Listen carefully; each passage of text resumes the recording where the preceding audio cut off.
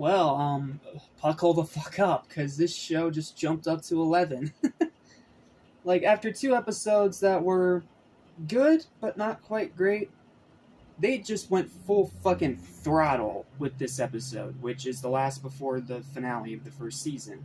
Yes, the first season is only 4 episodes. I don't know why, but apparently it is, and we are already on the penultimate episode right before the finale.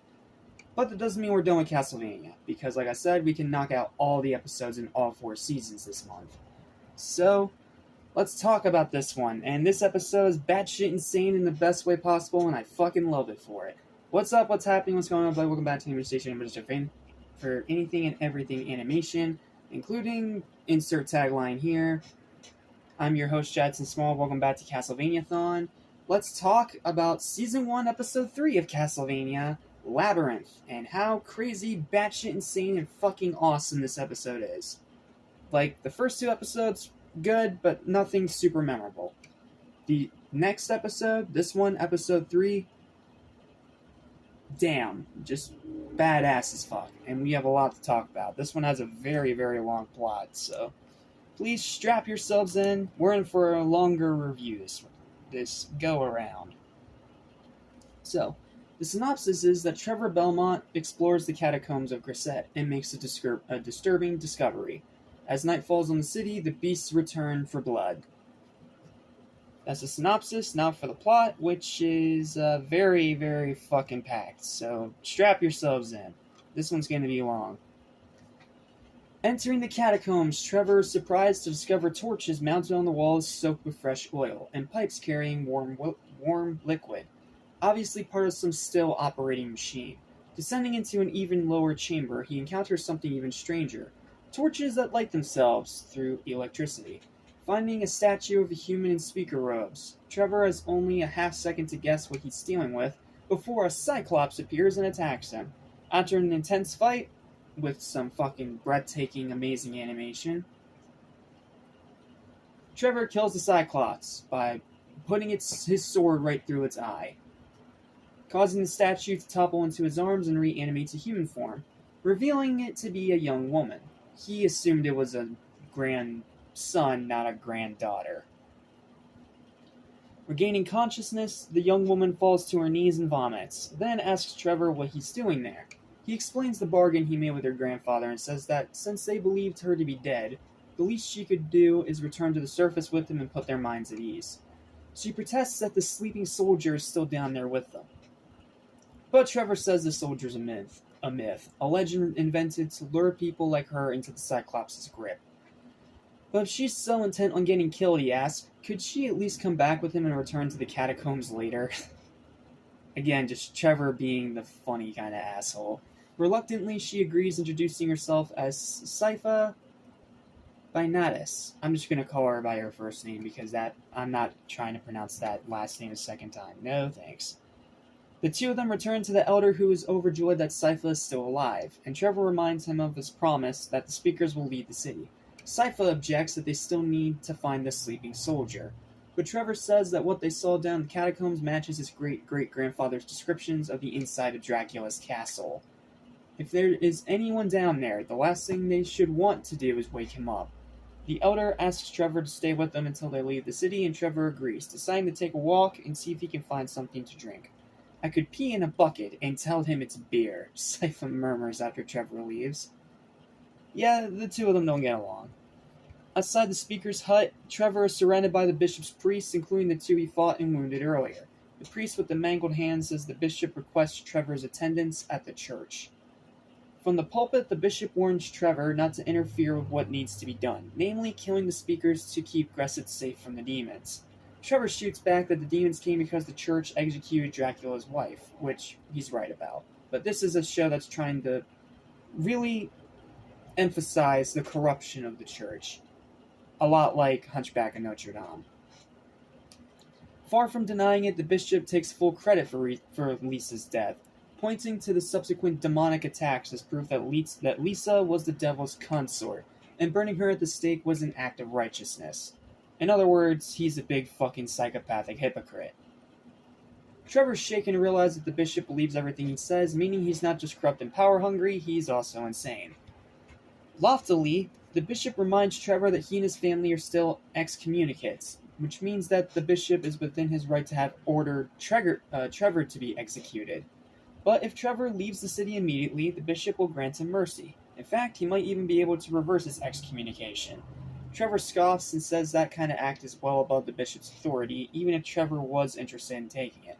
Smiling in anticipation, the bishop replies that if Dracula's hordes continue to ravage the rest of Wallachia, then he will be the only senior cleric left in the country. For all intents and purposes, I will be the church. Trevor returns to the speaker's hut and casually informs them that they're all going to be torn to pieces by an angry mob if they don't leave the city immediately. Oh, Trevor, never change, you asshole, never change.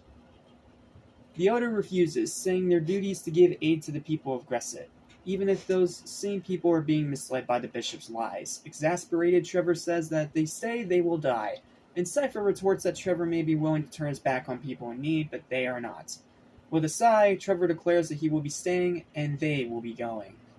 As twilight falls, the bishop's priests eagerly gather a mob of townspeople together to break into the speaker's hut.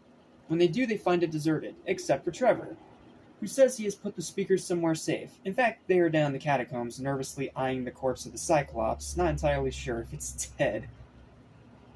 This show is really fucking good at dark humor, I'm realizing. The leader of the priests demands that Trevor give up the speakers, pointing out that Trevor is outnumbered, not just by the priests in the hut, but the people outside. Instead, he sneers. Trevor thinks he can convince them that the sorcerers and magicians are good for Gresset, while the men of God are ones truly responsible for the demons coming. He asks if Trevor is really prepared to die for people he doesn't know. And this is when he takes off his cloak, reveals his full outfit, and says one of the most badass lines I've heard in anime.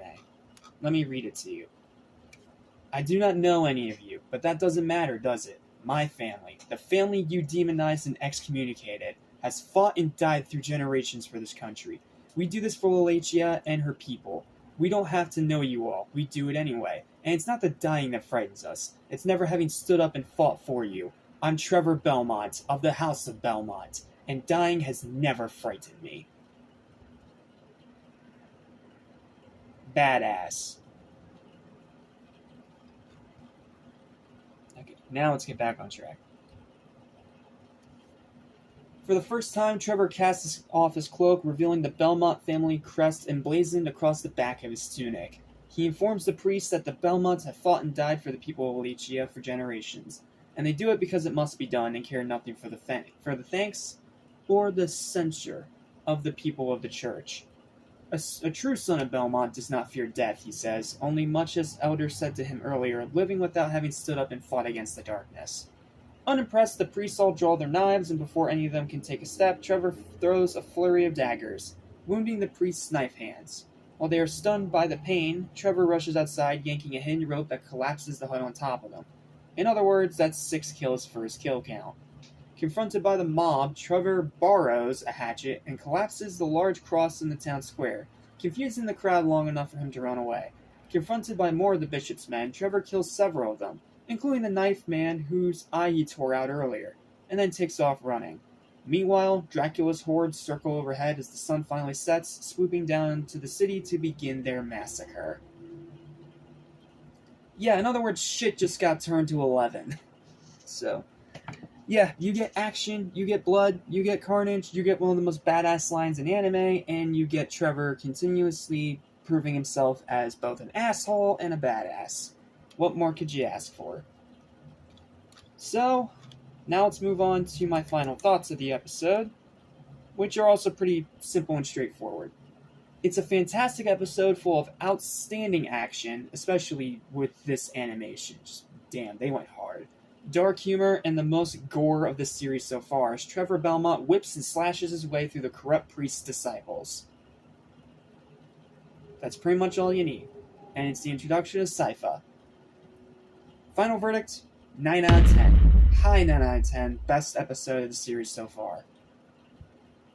How will it get better? Well, I'll tell you all about it next time when we dive into the next episode of the series with the Season 1 finale, Monument.